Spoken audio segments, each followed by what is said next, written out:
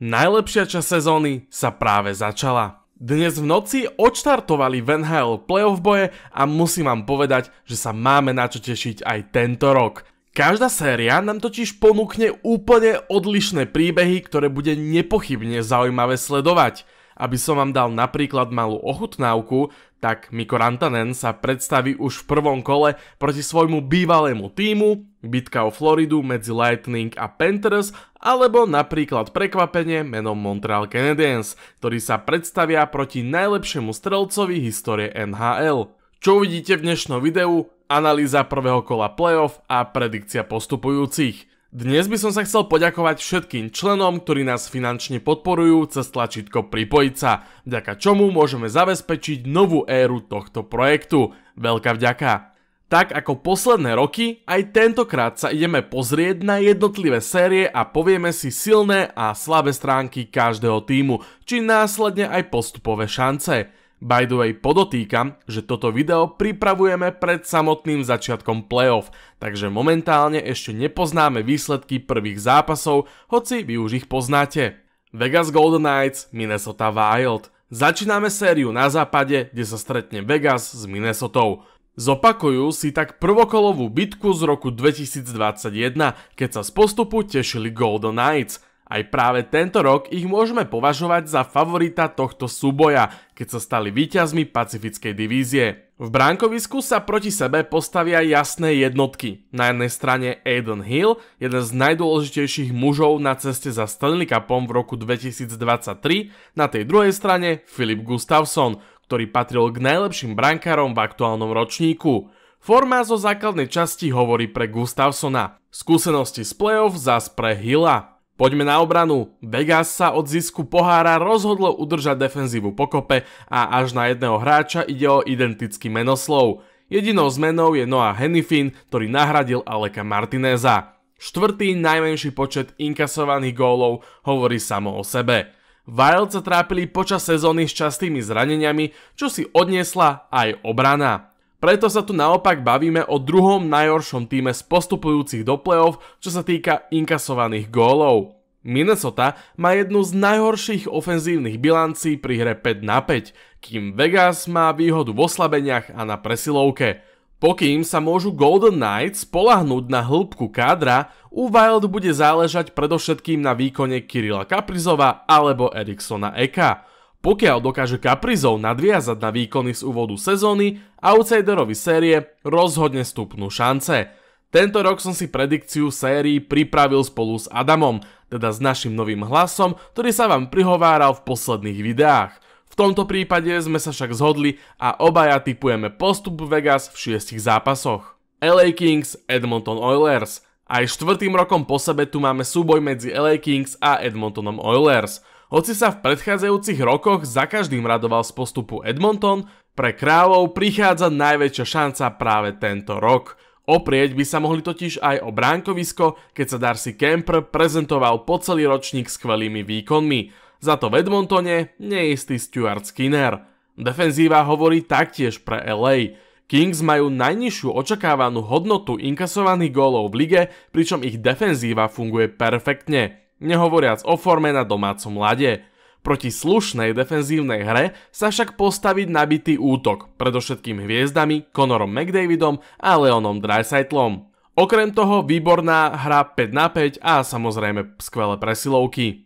Kto by mohol vyniknúť na opačnej strane je okrem overenej kvality aj napríklad Quinton Byfield. Draftová dvojka má od marca skvelú formu, keď nazbieral 31 bodov v 30 zápasoch. Edmonton sa bude musieť v prvom kole zaobísť bez obrancu Mattiasa Ekholma, čo môže bolieť olejárov. Keď si to teda zhrnieme, olejári sa môžu oprieť o McDavida s Draisaitlom, ktorí mužstvo dokázali dotiahnuť do finále už v minulej sezóne.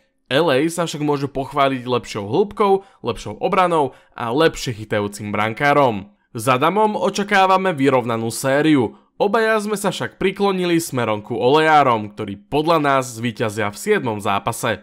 Winnipeg Jets, St. Louis Blues. Séria medzi Jets a Blues prinesie dva odlišné príbehy.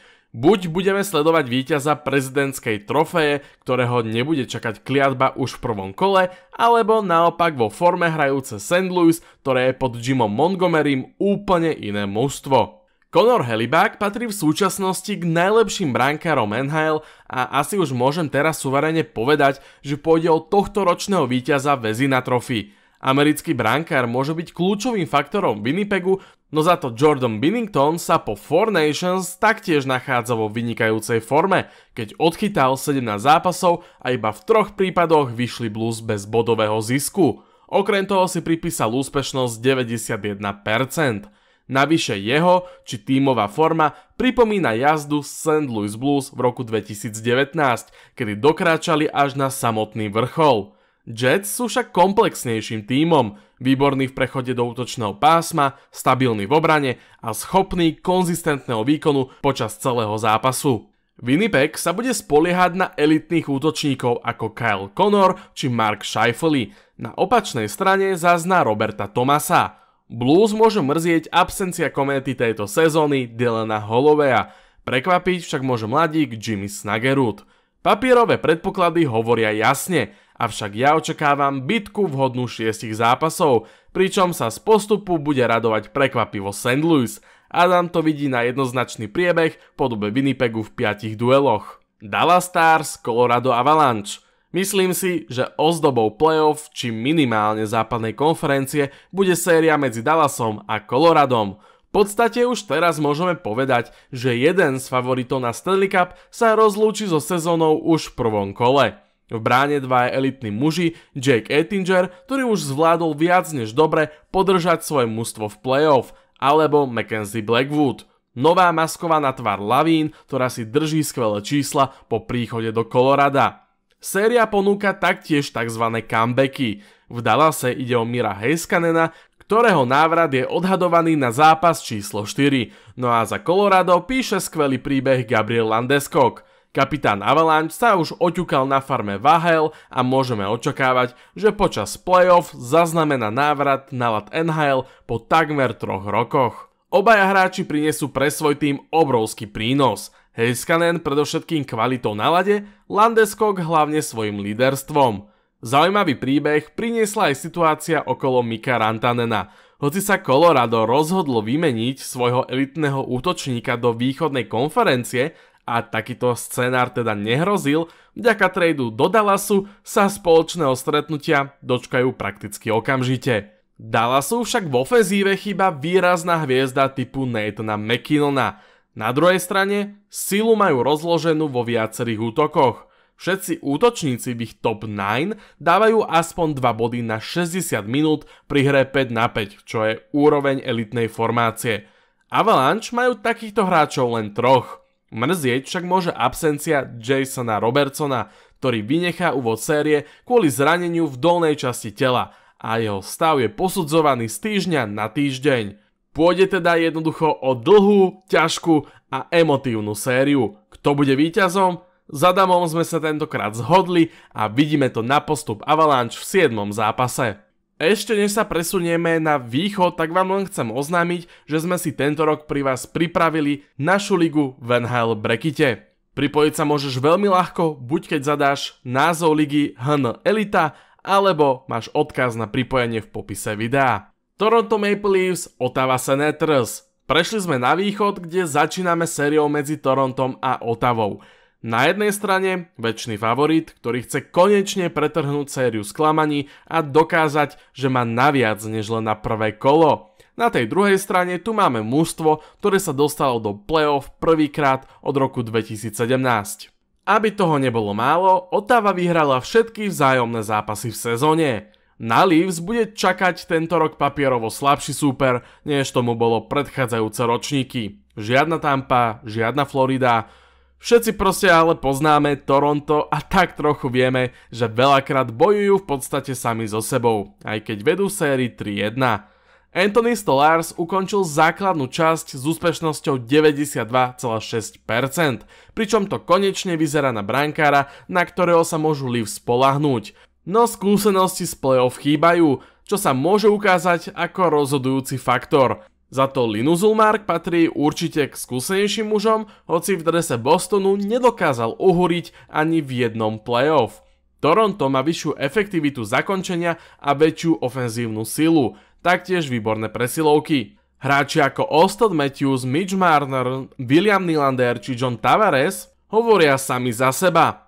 Počas trade deadline sa v obrane posilnili od defenzívnych bekov Brandona Carla a Chrisa Taneva. Naopak, Ottawa síce nie je až tak efektívna, no má vo svojom týme niekoľko bojovníkov, vrátane kapitána Bradyho Kečaka, ktorý sa v playoff predstaví vôbec premiérovo. Aj preto očakávam, že americký útočník zapne tzv. Playoff mod, ako jeho brat Matthew Kečak. Obaja s Adamom však veríme, že Toronto sa tentokrát v prvom kole nezlomí a cez Ottawu postupí v 5, respektíve v 6 zápasoch. Tampa Bay Lightning, Florida Panthers. Bitka o Floridu sa stáva už takmer každoročnou tradíciou v playoff, veď sa títo dvaja rivali znovu stretnú vo vyraďovacích bojoch už 4. raz za posledných 5 sezón. Zatiaľ čo minulý rok ovládla sériu Florida 4-1 na zápasy, v rokoch 2022 a 2021 to bola Tampa. Čo je ale zaujímavosťou, víťaz tejto série sa vždy dostal až do finále Stanley Cupu. Andrej Vasilevský sa po nepríliš presvedčivom úvode opäť rozchytal na úroveň elitného golmana. Na opačnej strane Sergej Bobrovský síce v základnej časti kolísal s výkonmi, ale v posledných týždňoch sa ukazuje vo veľmi dobrom svetle. Ak by som mal ale vybrať niekoho, kto dokáže byť potrebným X-faktorom, bude to skôr Vasilevský. Ako Tampa, tak aj Florida sa môžu pochváliť výbornou defenzívou, no Pantheri si budú musieť ešte počkať na Aarona Ekblada. Oba týmy majú silné formácie, solidnú hĺbku a skúsenosti s ťažkými zápasmi. Tampa má možno tú potrebnú hviezdu, veď taký Kučerov sa stal so 121 bodmi najproduktívnejším hráčom NHL a víťazom Art-Ross Trophy, ale Florida môže ťažiť z väčšej stability naprieč zostavou. Nehovoriac o tom, že sa vracia Matthew Kečak, ktorý býva obzvlášť v playoff k nezastaveniu a vo forme jeden z najväčších rozdielových hráčov v lige. Rozhodnúť však môžu aj špeciálne týmy, najmä presilovky Tampy, kde hráči ako Nikita Kučerov a Viktor Hedman tradične dominujú. Táto séria má všetko: rivalitu, históriu, hviezdy a aj brankárskú kvalitu. Aj keď Lightning majú výhodu domáceho ľadu a bohaté skúsenosti z predchádzajúcich ciest do finále o Stanley Cup, na opačnej strane stojí úradujúci víťaz. Aj preto sa naše cesty s Adamom rozchádzajú. Ja to vidím na postup bleskov v pomere 4-2 na zápasy, Adam naopak 4-3 pre Pantherov. Washington Capitals, Montreal Canadiens. Možno trochu podobná séria ako na západe Winnipeg zo St. Louis. Na prvý pohľad jasný favorit, ktorý čelí mužstvu s obrovskou energiou, ktoré sa prebojovalo do playoff na poslednú chvíľu. Naopak Capitals teda mohli v závere už experimentovať a nechať oddychovať niekoľkých hráčov. Navyše potom, ako sa podarilo potiahnuť Alexa Ovečkina k historickému rekordu najlepšieho strelca NHL, mužstvo má ďalšiu motiváciu, a to zdvihnúť nad hlavu Stanley Cup. Presne tu má ale aj prekvapenie sezóny menom Montreal, no pochopiteľne vstupujú do tohto boja s výrazne rozdielnymi šancami. Do bránkoviska by sa mal po zranení postaviť skvelo chytajúci Logan Thompson, ktorému bude kryť chrbát Charlie Lindgren. Na opačnej strane Sam Montembeault vie svoje mužstvo podržať, no môžu chýbať skúsenosti z dôležitejších zápasov. Obrana Capitals nabitá menami ako Chychrun, Carlson, Roa, Fehervári a na opačnej strane zas hviezdny mladík Lane Hudson, Mike Matheson či skvelý Calen Gooley. Možno pre niekoho prekvapenie, možno nie, no najproduktívnejšieho hráča by sme z týchto dvoch táborov našli práve u Canadiens. Stal sa ním kapitán Nick Suzuki s 89 bodmi.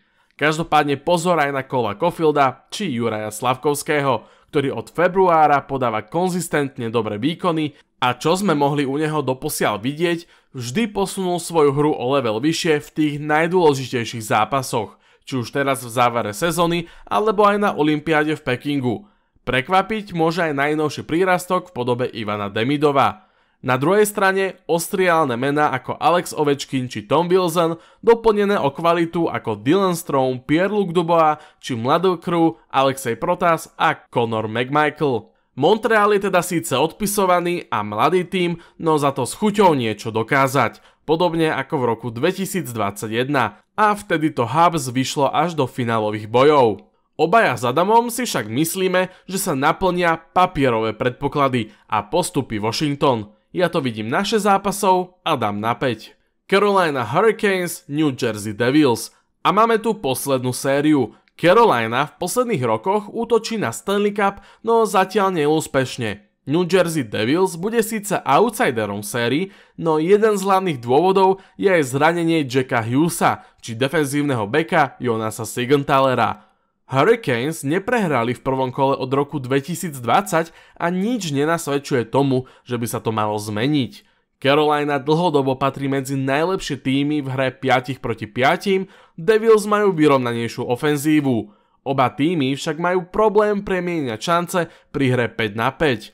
Bude zaujímavé sledovať, kto zaujíma miesto v bránkovisku Hurikánov. Malo by ísť o Frederika Andersena, avšak veľmi dobre poznáme jeho krehkosť, čo sa týka častých zranení. Na strane Devils to je jasná voľba, teda Jakob Markstrom. V obrane sa Carolina môže pochváliť jedným z najlepších defenzívnych bekov Jacobom Slavinom. New Jersey už môže počítať s návratom Dougieho Hamiltona.